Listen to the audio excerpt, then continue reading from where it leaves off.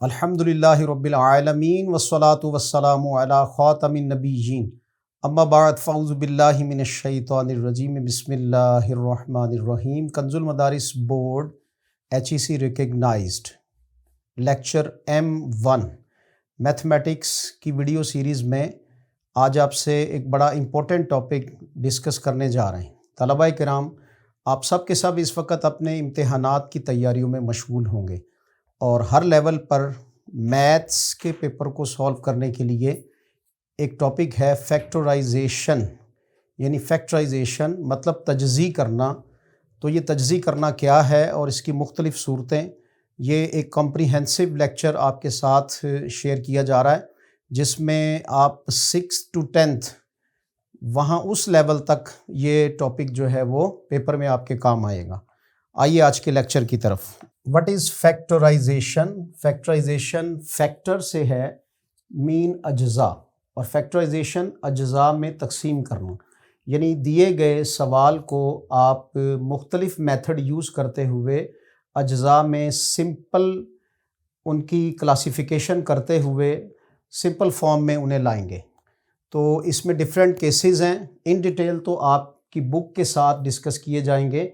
यहाँ ओवरऑल आज इस टॉपिक को रिकॉर्ड करवाने का मकसद आपके पेपर्स में आपकी हेल्प करना है। तो डिफरेंट केसेस होते हैं जिसमें हमें फैक्टराइजेशन करनी होती है। एक केस है जिसमें हम कॉमन लेते हैं, यानी कोई हमारे पास लिटरल है और वो कॉमन है। तो फॉर एग्ज़ाम्पल इसमें k जो है वो एज आ कोएफिशिएंट आया हुआ है और ये एक कांस्टेंट वैल्यू है और वेरिएबल्स के साथ मल्टीप्लाई हो रही है, जबकि ऑल टर्म्स जो हैं वो एक दूसरे में ऐड हो रही हैं। तो इस एडिशनिंग में कॉमन लेकर के हम इस केस में यानी इस तरह के सवालात में फैक्टराइजेशन करेंगे। तो टेकिंग एज अ कॉमन, यहाँ पे 3 टर्म्स थी, यहाँ पे 4 टर्म्स हैं। तो ये केस क्या बनता है कि इसमें हमारे पास 3 डिफरेंट वेरिएबल्स थे, यानी मुतगय्यरात थे, और यहाँ मुतगय्यरात तो 2 हैं लेकिन दोनों के साथ जो लिटरल्स आए हैं वो डिफरेंट आए हैं। तो इस तरह ये 4 टर्म्स पे जो मुश्तमिल सवालात होंगे उनको फैक्टराइजेशन करने के लिए सबसे पहले हमें उन्हें समराइज़ करना होगा, यानी उन्हें like and unlike, like fractions को एक जगह पर या लाइक वैल्यूज़ को, लाइक टर्म्स को एक जगह पर लाकर फिर उन्हें हमें फैक्टराइज करना होगा। सेकंड केस है ये। First case kx plus ky plus kz। Second case है तलबा किराम ax plus ay plus bx plus by। इसी तरह से अगला थर्ड एक केस है जिसमें हम with the help of formula की मदद से हम वैल्यूज़ को फैक्टराइज करते हैं। और ये जो फार्मूला आपके सामने है ये बड़ा ही वेल नोइंग फार्मूला है और ये स्क्वायर का फार्मूला है। तो यहाँ प्लस और माइनस का साइन शो कर रहा है कि वैल्यू प्लस में हो तो प्लस वाला स्टाइल यूज़ होगा, माइनस में होगी तो यहाँ पर फिर माइनस आएगा। केस 4th है इसमें, ये भी एक बड़ा इम्पोर्टेंट फार्मूला है अलजेब्रा में, a square minus B square. तो जब हमारे पास 2 वैल्यूज़ a प्लस बी और a माइनस बी फॉर्म में प्रोडक्ट में आएंगी, यानी एक दूसरे से ज़रब खा रही होंगी, तो उनको फैक्टराइज करते हुए हम इस फार्मूले का इस्तेमाल करेंगे। और केस 5th जो है, यानी कह लीजिए कि इनका लेवल वो बिलो लेवल है, यानी 6, 7, 8th लेवल के क्वेश्चंस हैं और यहाँ से आगे जो है वो हमारा 9th और 10th लेवल आ जाता है। तो केस 5th है, इसमें कंप्लीशन ऑफ स्क्वेयर्स के ज़रिए से, यानी इसे दूसरे लफ्ज़ों में कहा जाता है मुरब्बों की तकमील का तरीका। तो मुरब्बा की तकमील करके फिर उसको फैक्टराइज किया जाता है। और इसमें केस हमारे पास जो है वो समटाइम्स इस सूरत में होता है, यानी तीसरा और चौथा केस ये दोनों एक दूसरे के साथ इकट्ठे हो जाते हैं और फिर इस फॉर्म की फैक्टराइजेशन एक बनती है। तो अब क्वेश्चंस पर इन केसेस को अप्लाई करते हैं। एक बुक मेरे पास मैथमेटिक्स की वो रेलेवेंट है इन्हीं केसेस के बारे में। क्वेश्चन है इसका 4x³ plus 6x² plus 10x। तो इस तरह ये एक क्वेश्चन है। इसको कैसे फैक्टराइज करेंगे, हम इसको इन केसेस पर अप्लाई करेंगे। तो ये आपकी वर्किंग में है, ये आपने क्लासेस में ऑलरेडी कर रखे हैं। तो अब इस क्वेश्चन को सॉल्व करने की तरफ जाएंगे।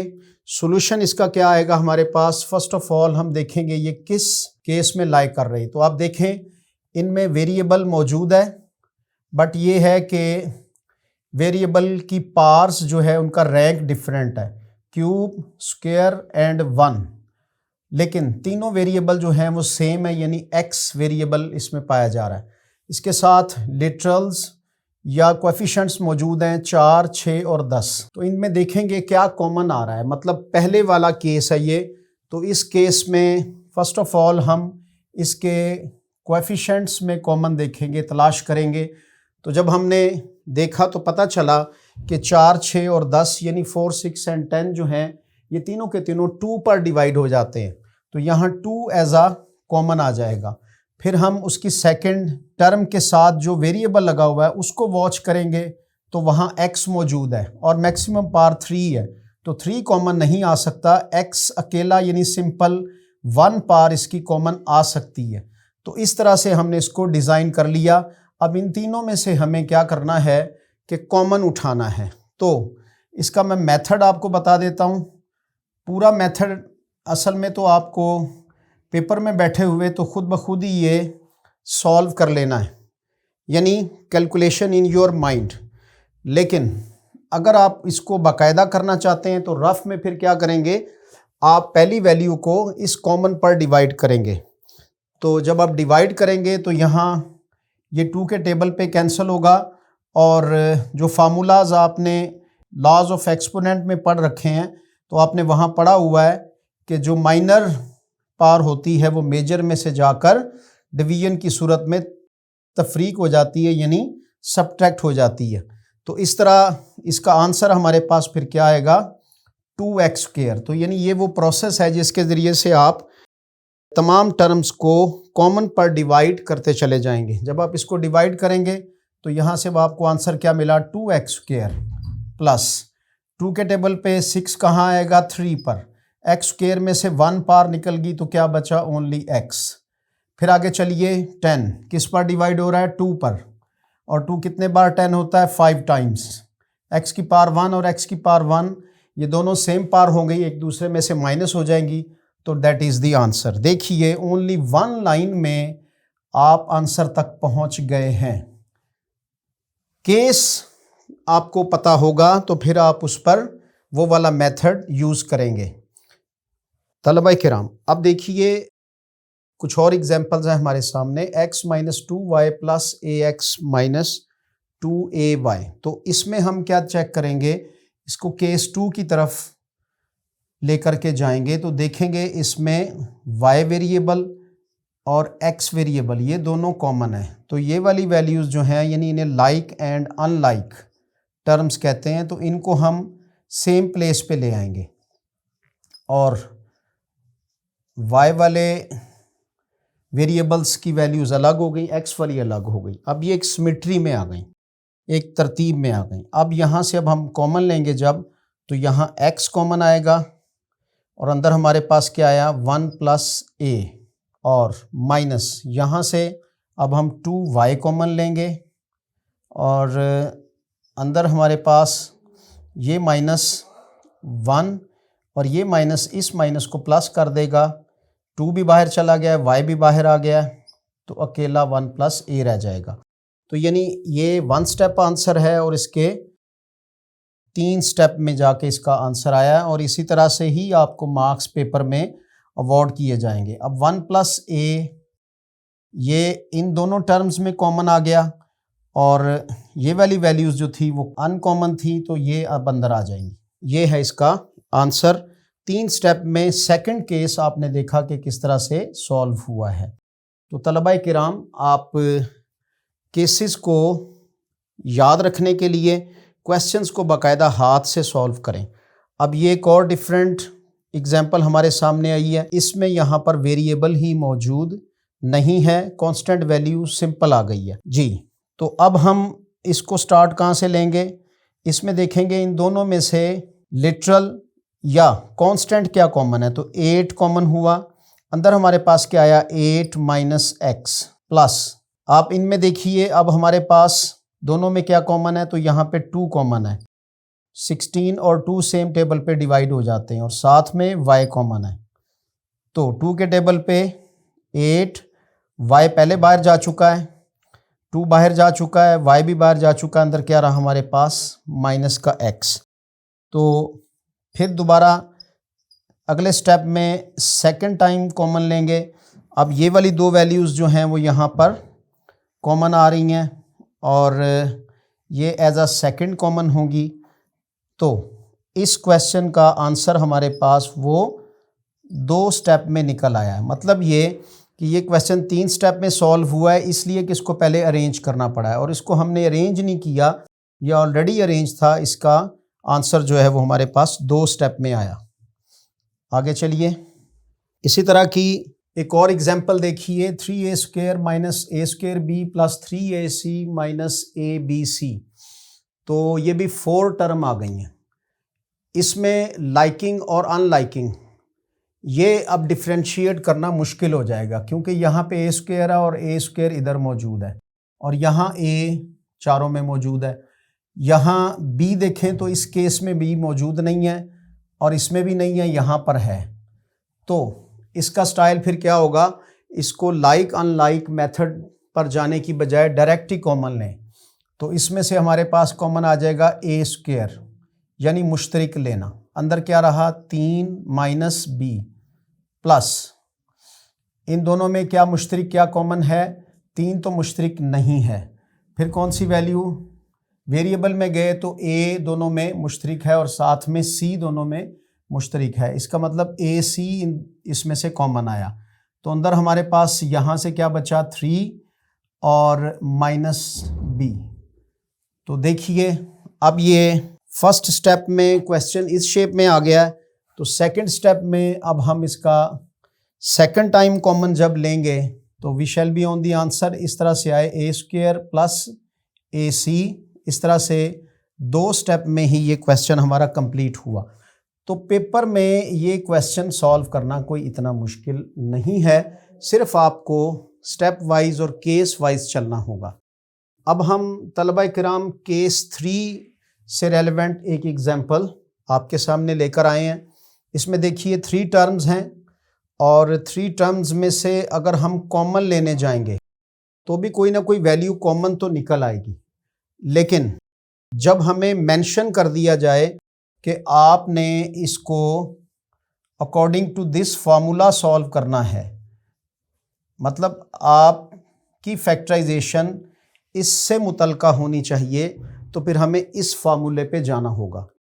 तो देखेंगे कि इसकी फार्मूला शेप कैसे बन सकती है। तो फार्मूला असल में हमारे पास क्या है, फर्स्ट वैल्यू का स्क्वायर प्लस सेकंड वैल्यू का स्क्वायर और plus 2 into first value into second value. ये हमारे पास फार्मूलाए हैं। इस फार्मूलाए को हम अप्लाई करके according to this case question को सॉल्व करते हैं जी। 36 किसका स्क्वायर होता है, 6 का, साथ में y, और जब इसको स्क्वायर फॉर्म में लिखा तो ये बना 6y होल स्क्वायर, 6y का मुरब्बा। अब आगे चलिए, इधर हम क्या लिख लेंगे, ये बन जाएगा हमारे पास 4z होल स्क्वायर, यानी ये फार्मूला शेप में देने के लिए इसको हम स्क्वायर में ले गए। अब 2 इसमें किसका है, फार्मूला है, ये 2 फार्मूले से आता है। और a वाली वैल्यू क्या है 6y और b वाली वैल्यू क्या है 4z, और ये i कहाँ से थी, ये इनको मुरब्बी शक्ल में लिखने से आई थी। देखते हैं हम इन तीनों को मल्टीप्लाई करने से 48 आता है, 6 2 बार 12, 12 4 बार 48, यानी 48। तो इसका मतलब हमारा फार्मूला बिल्कुल एग्जैक्ट फिट हुआ है। अब इस क्वेश्चन की शेप अकॉर्डिंग टू दिस फार्मूलाए ये अरेंज हो चुकी है। तो जब ये फार्मूलाए अरेंज हो जाता है तो फिर ये एट द एंड आंसर क्या देता है, आंसर देता है a+b² तलबा किराम, आप पाकिस्तान में जिस भी बोर्ड से रेलेवेंट हैं और कंजुल मदारिस के जो आप पेपर्स देने जा रहे हैं, तो आपको फैक्टराइजेशन के मामले में ये सारे केसेस जो हैं वो आने चाहिए। इसमें देखिए 6y² ये a वाली वैल्यू कंप्लीट हो गई और 4z ये b वाली वैल्यू कंप्लीट हो गई और अंदर से भी ये वैल्यू इसके मुताबिक डिज़ाइंड हो गई। तो जब ये सारी चीज़ें कंप्लीट हो जाएं तो फिर हम इसको एब्रीवेटेड फॉर्म में लिख सकते हैं। तो इसका आंसर हमारे पास आएगा 6y+4z²। परेशान ना हो, ये वैल्यू कहाँ गई, तो ये इस फार्मूले के अंदर सिमट आई है। तो ये केस एक बिल्कुल डिफरेंट केस है। इन डिटेल भी हम इसको अदर वीडियोस में पढ़ रहे हैं। स्पेशली M1 में इसको डिस्कस करने का मकसद ये है कि आप इस पे कमांड हासिल कर सकें। तलबा किराम, तो फैक्टराइजेशन के केसेस को आपने जाना और उम्मीद है कि आपको ज़रूर इस स्टडी का फ़ायदा होगा पेपर पॉइंट ऑफ व्यू से। नेक्स्ट M2 लेक्चर में इसके अदर केसेस को हम डिस्कस करेंगे। जब तक के लिए अल्लाह हाफिज़।